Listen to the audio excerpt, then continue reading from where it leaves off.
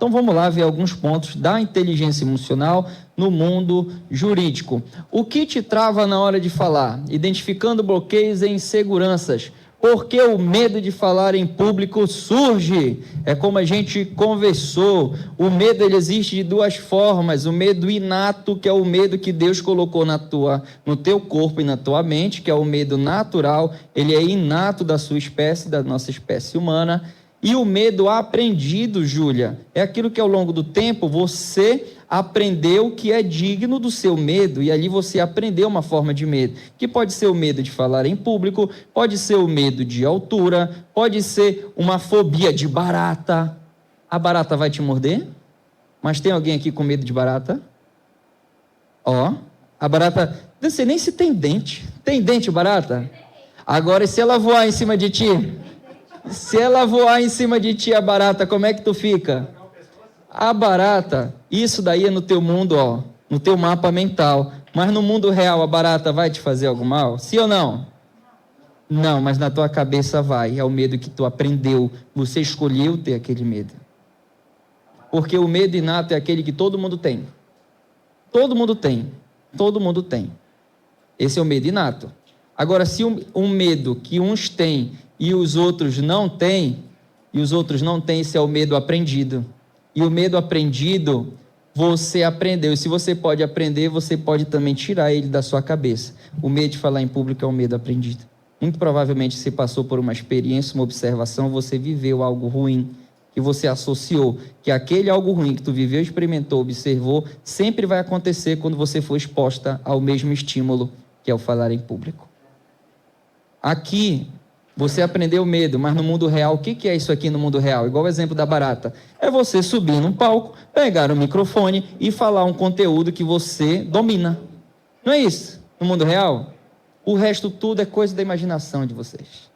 Se tu criou, Júlia, tu criou, Igor, isso daqui é digno do teu medo. Digno do teu medo é quando vier um pitbull na tua frente. Aí sim.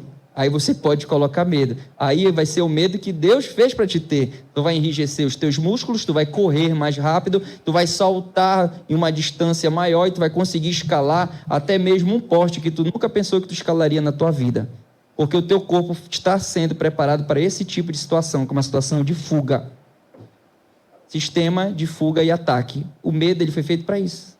Só que você liga o mesmo sistema de fuga e ataque que é para vir no pitbull, ou quando era um dinossauro lá atrás, você liga para isso aqui.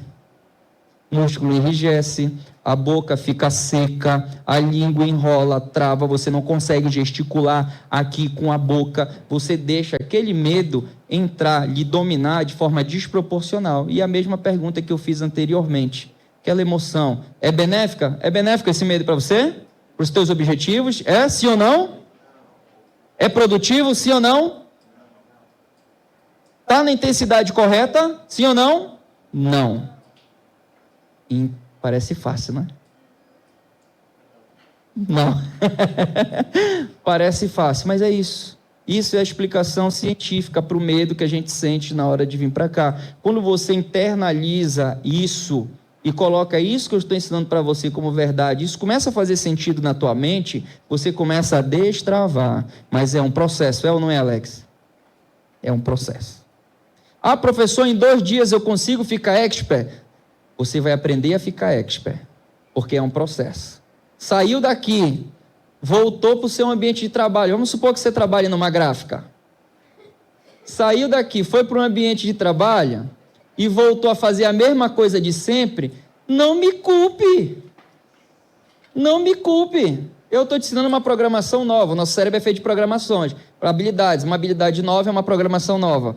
Eu estou te ensinando uma programação nova. O teu cérebro ele é tão resistente, ele quer tanto ficar acomodado naquilo que ele sempre fez, que é a zona de conforto, que é a tua rotina, é aquilo que tu faz todos os dias. Ele quer tanto aquilo que ele cria uma resistência no que tu está aprendendo aqui hoje, que é uma habilidade nova. E se tu criar essa resistência, aí não vai evoluir. Tem um livro chamado Poder do Hábito. O Poder do Hábito é um livro de capa amarela que ele diz que todo hábito novo, ele se fortifica, ele se consolida a partir do 21º dia. Vamos supor o Silvio. Silvio, você faz academia? Com toda certeza você responde que eu já sei a resposta, não. Ele não faz. Vai passar o primeiro dia, ele vai para academia. Júlia, o que o cérebro dele vai falar? Fica na cama. Não vai não, bora ficar na cama que é melhor.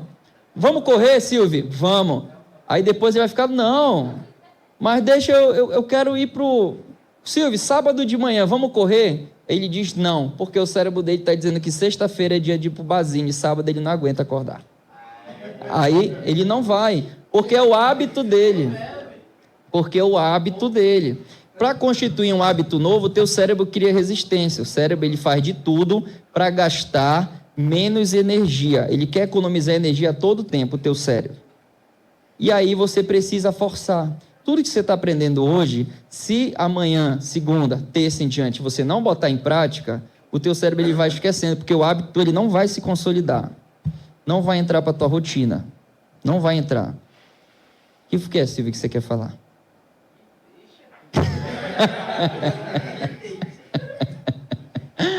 Deu para entender, gente? Então a gente precisa treinar. Ninguém é bom naquilo que não pratica. Eu tenho que ser bom. Para eu ser bom, eu tenho que praticar. Se eu não praticar, eu não posso ser bom. E aí não vem me culpar. A gente tem que praticar. Fechou? Pode falar.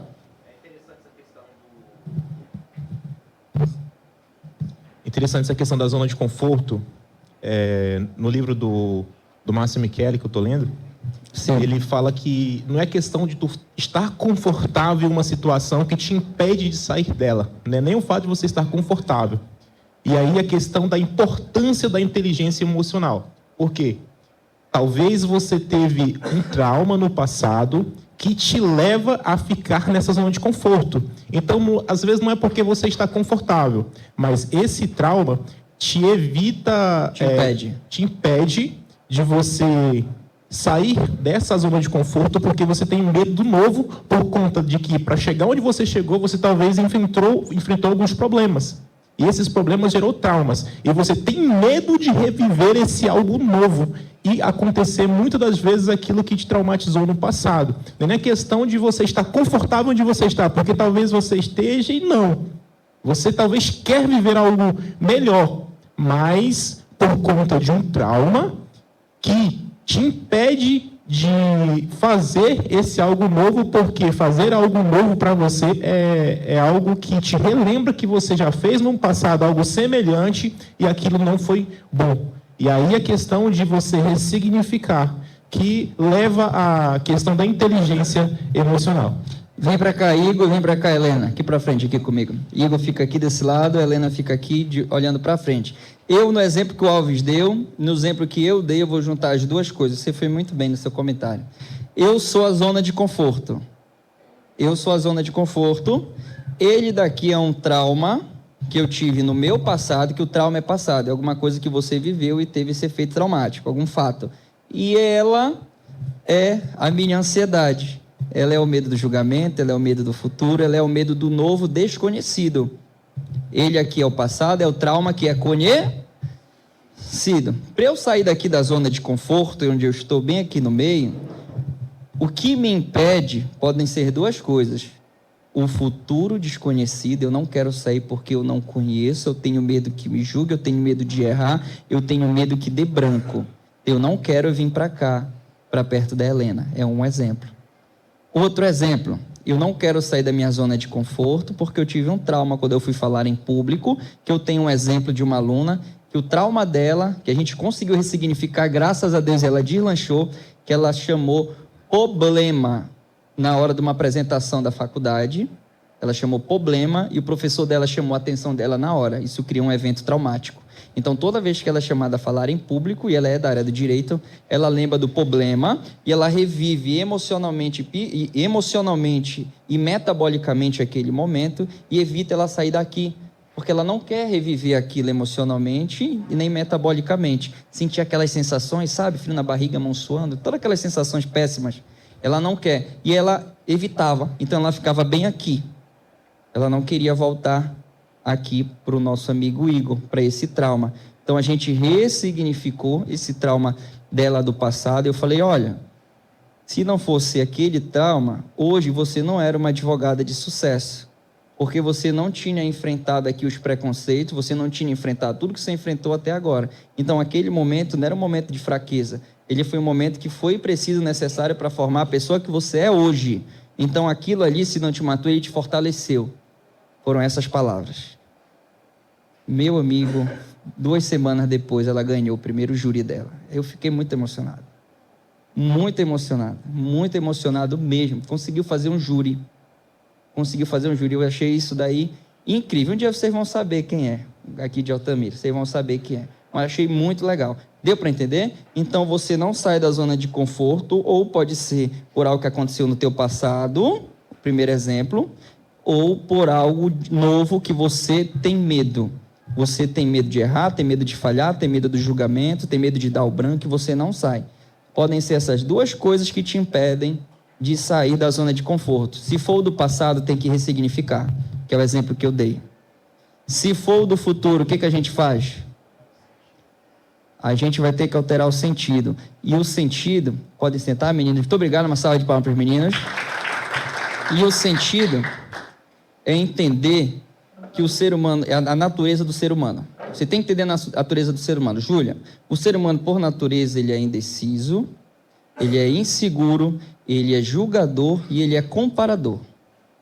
O ser humano, ele trabalha a todo momento com comparações, associações, é assim que o teu cérebro aprende, por associações. Ele, todo tempo, ele julga, ele, todo tempo, ele é indeciso, por isso que se você tiver um bom vendedor, ele consegue conduzir a pessoa para a melhor decisão, quando a gente tem a intenção de compra e o vendedor descobre o que a pessoa realmente quer, entende a necessidade dela e oferece o melhor para ela. Porque, por natureza, o ser humano ele é indeciso. E ele é inseguro com o novo, principalmente com o novo ele é inseguro. Não vou porque eu não sei, será que funciona? Será que isso funciona? Será que isso dá certo? Será que isso presta? É a natureza do ser humano. Júlia, quando tu coloca na tua cabeça que é a natureza do ser humano, e se é a natureza do ser humano, isso não vai mudar. É libertador. Eu sei que eu vou ser julgado. Eu sei que vão falar de mim, que vão me comparar com outra pessoa. Eu sei que vai acontecer. Se eu sei que vai acontecer, é mais vantagem para mim eu ir ou eu ficar sentado aqui na cadeira? Ir. Porque vai acontecer de qualquer jeito. E se tu ficar sentada, também acontece, porque a Júlia ficou sentada. Vão te comparar, vão dizer que a Júlia pipocou. Não é verdade? Vão te dizer que tu é insegura, que é isso, que é aquilo. Não importa a posição que você ficar, vai ter um julgamento. Vai ter uma comparação. Aí você faz a pergunta poderosa. É melhor eu ir ou ficar? Aí é você que diz.